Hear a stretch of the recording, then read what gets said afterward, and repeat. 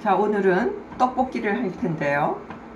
보통 우리가 떡볶이 하면 고추장 떡볶이를 많이 먹죠. 근데 이제 오늘은 명절도 다가오고 그래서 간장 베이스로 하는 간장 떡볶이라고 하는데, 그게 궁중 떡볶이 또는 뭐 떡잡채 뭐 이렇게 얘기도 해요. 그래서 좀 약간 이제 고전적으로 간장으로 하는 떡볶이를 한번 해보려고 합니다. 떡볶이 하면은 이제 우리가 시중에서 사는 그 아주 가느다랗게 손가락 모양의 그 떡볶이를 팔죠. 근데 이제 또 좀 약간 전통적으로 하고 싶다 하면은 그 가래떡을 뽑아서 그거를 어느 정도 길이로 썰어서, 이거는 4등분을 한 거예요. 이렇게 해서 이게 4등분을 해서 썰어 놓은 거거든요. 그래서 이렇게 썰어서 하면은 더 전통적인 그런 맛이 나죠. 그래서 저는 오늘 이거를 준비했는데, 시중에서 파는 그냥 떡볶이용 떡을 사용하셔도 좋아요. 그래서 이걸 이렇게 썰어서 요거를 물에 한 30분 이상 좀 담궈 놨다가, 이제 이게 딱딱하거든요. 이제 부드러우면은 그냥 해도 되는데 딱딱하기 때문에 이거를 좀 물에 데쳐서 말랑말랑하게 만들 거예요. 그러니까 살짝만 말랑말랑해지면은 꺼낼 거예요. 그렇고 하고, 이제 여기 재료를 보면은 우리가 잡채에 들어가는 재료죠. 거의 보면은 고추장 떡볶이와는 또 다른 잡채와 같은 재료가 많이 들어가서 떡잡채 또는 이제 궁중 떡볶이 이렇게 얘기를 하는데요. 우선 요걸 한번 떡을 데쳐 볼게요.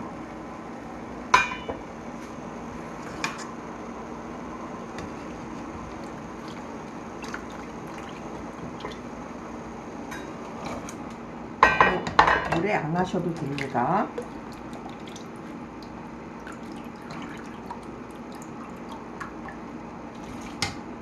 그래서 요거 데칠 동안에 여기 들어가는 재료를 제가 소개해 드릴게요. 여기 보면은 특이하게 배추, 속배추, 제가 여기는 좀 쓸어 놨는데, 요것도 이제 그 떡볶이 그 길이에 맞춰서 이런 식으로 길이로 이렇게 좀 쓸어 봤어요, 제가. 그래서 배추, 그 다음에 뭐 양파는 안 들어가도 되는데 양파 조금, 그 다음에 표고버섯, 당근, 그 다음에 이제 쪽파가 더 좋은데 없어서 그냥 대파를 이렇게 길이로 굵게 채 썰었어요. 그 다음에 이제 요거는 목이버섯인데요. 요런 게 좀 들어가야지 전통적인 맛이 나서 요 끝부분이 이렇게 지금지금한 건 버리시고, 요것도 이제 거의 비슷하게 이렇게 약간 납작하게 길이로 썰었습니다. 그래서 요거를 이제 낱개를 다 볶아서 쓸 거고요. 그 다음에 요거는 이제 그 느타리 버섯인데 요거는 데쳐가지고 소금, 후추 양념했어요.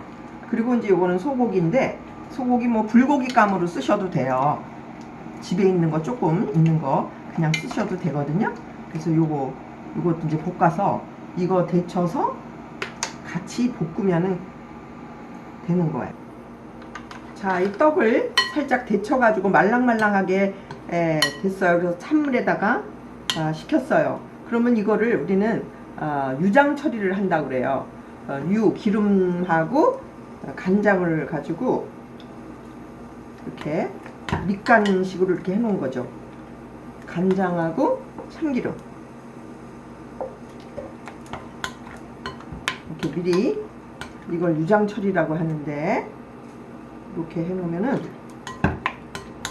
간도 배고 이게 들러붙지도 않고 좋아요. 그 다음에 여기다가 아예 설탕도 조금 넣어도 좋아요. 미리 간을. 그 다음에 후춧가루.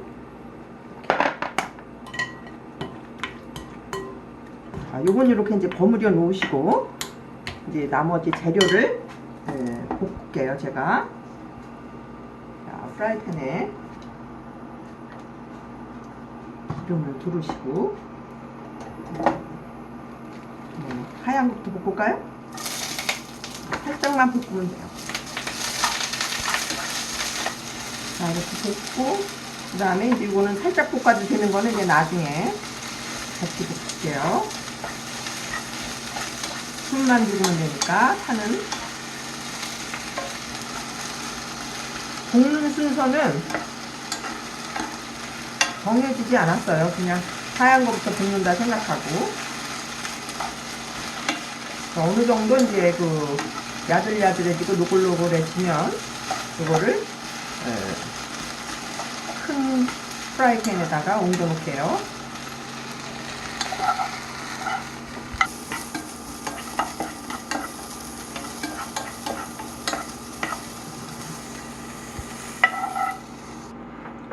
고기를 볶을게요. 고기는 뭐 이게 한 130g 되거든요. 뭐 많이 하셔도 되고 양에는 그렇게 뭐 상관없어요.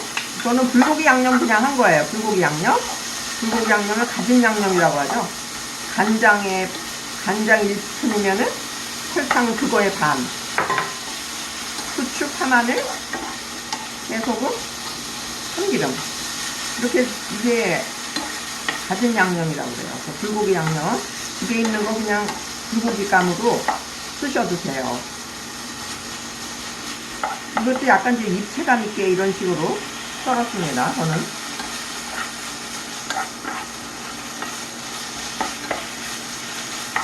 그래서 저는 여기 그 표고버섯 있는데 말린 건표고로 해도 되는데 저는 그냥 이게 있어서 젖은 표고로 했는데 같이 볶아요. 여기다 이 저기 목이버섯도 같이 볶아주세요. 그냥 양념 똑같으니까.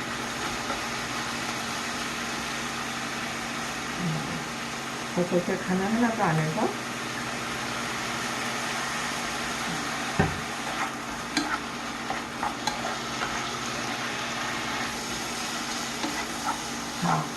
소고기하고 버섯하고 다 익은 것 같아요.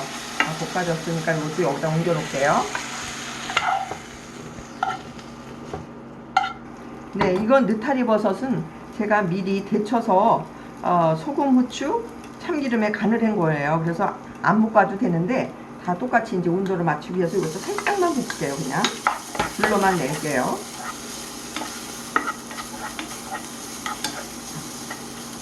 됐어요, 이거는. 그래서 자, 그 떡볶이에 들어갈 재료를 다 볶았어요. 그래서 이렇게 놔 봤는데요.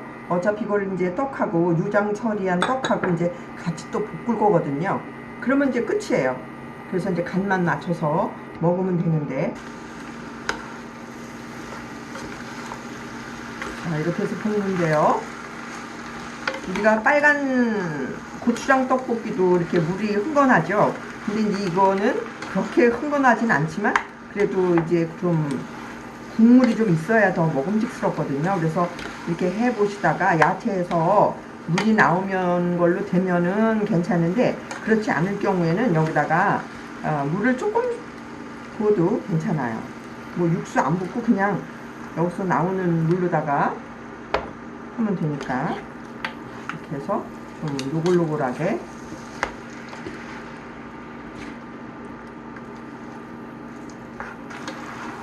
여기에다가 뭐 아주 파란색, 빨간색 뭐 이렇게 색깔은 안 나지만 약간 전통적인 맛을 살리기 위해서 제가 너무 강렬한 색깔의 뭐 이런 색채소는 안 썼어요. 당근 정도 하고 대파 색깔로만. 다 됐어요. 이제 좀 더 넣으시고 그 다음에 불을 끄고 참기름으로 마무리를 할게요.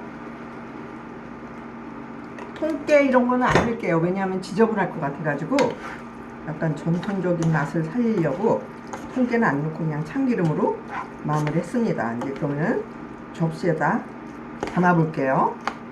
이렇게 드셔도 되지만 저는 좀 특별하게 이제 좀 전통적인 맛을 살리려고 여기다가 이제 황백 지단을 제가 좀 붙여봤어요. 그래서 이것도 약간 굵은 모양으로 이렇게 해서 백색하고 황색하고 이렇게 너무 많이 담으면 안 좋으니까 이렇게 해서 완성이 됐습니다. 고추장 떡볶이도 좋지만 이렇게 간장 베이스로 하는 정통 궁중 떡볶이를 해서 드시면 명절 기분도 나고 아주 맛있을 겁니다. 여러분들 많이 해 드세요.